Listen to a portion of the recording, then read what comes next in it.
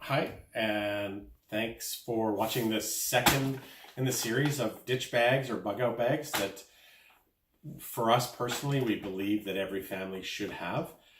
We've gone over kind of what you should look for in a bag, and there are more bags out there than just the one that I've shown you. Again, this one being for hydration. This unscrews, you can fill it up with water, and this video is more about what happens and what you require while you're at your site or while you're at the place where you've all decided to meet up. It might be a campsite in Kamloops. It might be, something out in the wilderness. It's up to you where you guys want to meet. However, we've set this up based on what we want and how, I guess, we want to do it in the sense of making it easier for us over the long term. If there's an earthquake or a tsunami or a natural disaster in the Lower Mainland, nobody knows how long they're going to be away from their house. Their house might be demolished. One of the things that happens, and everybody's experienced this in watching movies, is you have an earthquake. The earthquake causes your house to collapse or a house to collapse. It breaks the gas line. Gas lines cause fires. Things ignite. Houses burn down. You have no idea how long you're not going to be in your home for. So the idea is that you have a bag in your car or somewhere that is in your garage that you can just reach into your garage, grab your stuff and hit the road and get to a place where you're going to be safe. You're elevated away from the water, and water being the ocean, just in case there's tsunamis or anything like that. You want to get everybody to meet up and have an idea that everybody's going to go there at whatever pace that they can make it there. So on that premise, you're at your camping site. Let's say we're outside of Kamloops. There's no power in Kamloops. You're going to have to do all of your own stuff. So you're going to need a couple of things. And one of the first things we're going to touch on is a shovel. This is what they call an E-tool. It's an entrenching tool. It's a military style shovel. They collapse down. This one, you just turn it and it folds over. And then this part folds over like that. And it's super compact. It's a little weighty, probably a couple of pounds. This is kept in one of our vehicles, and the reason that we have it is that you can dig a hole so you can pee and poop into it. That's probably one of the most important things that you're going to think about. If you're not in a campground that has somewhere to go to the bathroom, whatever you're going to do, whenever you go to the bathroom, you're going to dig a hole and you're going to bury it afterwards, because it's going to bring animals and bugs and insects and all of these things that you don't want where you're camping. They come in different sizes. This is the little baby one with a little pick on the back. So once that's tightened up like this, and that's screwed in there, that's the total length. This is kept in my wife's car. So we've always got something like that. And it's in a little pouch that can just sit on your belt like that. There's a little first aid kit, which we're going to talk about in our third video. This to me is kind of pointless. You get them in these ditch bags that you can buy, or emergency bags that you buy for a couple $100, and this is more Band-Aids and, Band-Aids, it's useless. This is also out of one of these ditch bags. Now, the reason that we kept this was it has emergency blankets, and I'll open this up and I'll show you. These are these space blankets. Now, what this does is you put it over yourself or you put it over your kids, and I'm not saying that you use these, and we'll get into this in our third video about what you're taking with you for clothes and for warmth. But this is an emergency blanket that you put over yourself, and it reflects your heat back into you so you're not losing heat. And this is where wearing hats and gloves and things like that are important. Now, the other part about this has gloves, work gloves, so if you're cutting wood or any of those sorts of things, and ponchos for when it rains. Now, this came in an emergency packet, an emergency backpack, and that is pretty much the extent of what I wanted to keep. I'm not saying that those emergency bags aren't any good. They're overpriced, they're overrated, and they actually don't do or don't give you the things that you would actually require for more than a couple of days. Now, getting back into the emergency side of it, these are emergency food rations. They're 2,400 calories. It says right on the front, 2,400 calories. This would feed a family of 4, maybe for 2 days. You can live without food. You can't live without water. So this is more or less for the kids, because the adults shouldn't be eating when you've got kids until you've actually got a real source of food. It's going to be an ongoing thing. We have 2 of these packaged. These we would only use after all of our resources had been expended. So these, because they're vacuum packed, these are going to last longer than anything else. For 2 kids and 2 adults, those would probably last us the better part of 4 or 5 days. The kids, for my wife and I, we would be giving our food to the kids if it was in that kind of a situation. These are purified water packets.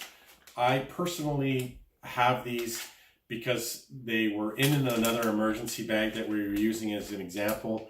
We didn't want them to go to waste. But the actual useful part about it isn't the water, because you can get water with your Life Straw, but it's the bag. You can fill up your bag with purified water. You can zip it, and you've got a little drain here so you can fill up glasses, and you can store water while you're waiting for going back to your house. Like camping lights, super important. It's going to get dark. Having one of these, pretty handy. I think the batteries are probably almost dead in this one. Nope, they're still good. So there's different variables. They're great to have. Collapsible. Boiling water. If you can't purify it, you can boil it. This is an emergency radio, which you can wind up. Both really good items. And a tubular tent, which you can essentially make a piece of wood, like horizontal piece of wood, and put this over it on both sides, and it gives you shelter. Now, I think this is a good idea to have. However, you've driven somewhere, you're going to have a vehicle. Always stay with your vehicle. Don't sit in your vehicle listening to music and running the engine and running out of gas. That's obviously not smart. But sleep in your vehicle. That in itself is smart, because you're outside of the elements. Another flashlight. Everybody has different ideas of flashlights. This one is really good because it has a signal strobe on it. And this, even if somebody can't see just a stream of light, they can see something strobing, which is super handy to have. This is also something that's really useful. It's a USB charger. So solar panels on both sides. It's about 5 amps an hour, and you plug it into the USB. Now I have a cable here that I can plug into my wife's car, and it'll actually charge the battery up as well. You just put it on the dashboard or put it on the roof, plug this into the lighter or the USB, and it back charges into the battery, which is pretty cool. It'll also obviously charge phones, iPads, radios, anything that has a plug-in that is via the UPS port, or USB port rather.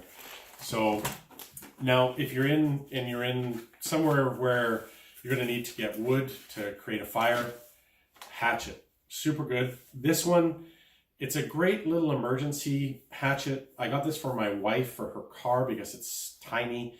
It doesn't take up a lot of space, and it's actually ergonomic. So you can hold it, you can scrape bark and dry material off to start a fire. And I've shown you the fire starters. It's got a rigid back on here that's serrated a little bit, so you can hit it with a hammer or hit it with another log to create kindling, like smaller pieces of wood that'll ignite faster than obviously a large piece. It's got belt loops on it as well, so you can wear it on your belt, which is great. Now, I personally think that this is okay for an emergency. However, long term, it's not what I would use. I had this made by a friend of mine in the United States, so I could wear it on my belt. It's a smaller head, but I can do 100 more things with this without getting tired. With that thing, with the handle being so short, you're like, tap, tap, tap, tap, tap, tap, tap. This, it's a lot bigger. You're putting a lot more weight behind things. It's also made a good stainless steel, and it has a claw on the back. So for me personally, this is the one that I use. And for the short term though, one of those little Gerbers, absolutely fantastic hatchets. So that's kind of the basics of what you're going to need just getting onto site, just getting settled. You're also going to want to have some rope with you, something that's good for 1,000 pounds, some paracord, which is up to about 500 pounds, really, really good. The next video that we're going to do, you know what, I'll talk about these before we go. Flashlights are great, but they use batteries. So unless you've got a USB battery type of flashlight, you're going to be running out of batteries. Now, these are chem lights. They come in packets of 25. And although they're not bright like a flashlight is, for working around a camp, working in a vehicle without switching lights on that you've got in your vehicle, chem lights are fantastic. They last from 3 to 8 hours. They're extremely cheap and extremely easy to use, and they're disposable. Other than that, that's about it. The next video that we're going to do, we're going to talk about MREs, which is the meals ready to eat. They're a military ration, and it's kind of the third component out of 5 that we're going to do to talk about really how you can survive for 1 week, for 2 weeks, and for 1 month. One of the things that we've talked about, my wife and I, and about with her friends and price points, is that all this costs money. And for me personally, there isn't a price that I can put on my family. And I'm not rich, I'm not poor, but I want to make sure that everything that I have that is set up here isn't going to break. It's exactly what I need for the right cost that I need. Now, you can go out and buy Gucci Fendi bags and luggage and all of that stuff and try to get all that into your car, or you can buy a $69 backpack that's made out of 50 or 500 or 1,000 Cordura, and it's going to last. You're looking for ease of use when you're doing this. You're not looking for, what are other people going to see me in?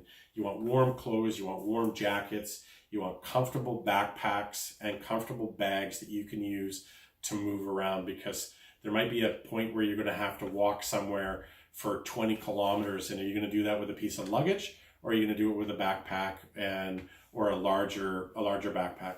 And those are the sorts of things that you've got to think about. If somebody was to ask me how much I've spent to make sure that my family can survive for a month or 6 weeks, probably $1,000. What do I think the minimum is that you could do and that you should spend? Everybody has their own idea, right? I would say that if you haven't spent about $300 or $350, you've probably not either done it right or you bought the wrong equipment, because everything that we've got here in the absolute minimum, including the bags, is about $350, $400. And that I would guarantee that my family would be able to live for at least a month while I was getting set up to be able to hunt or to fish.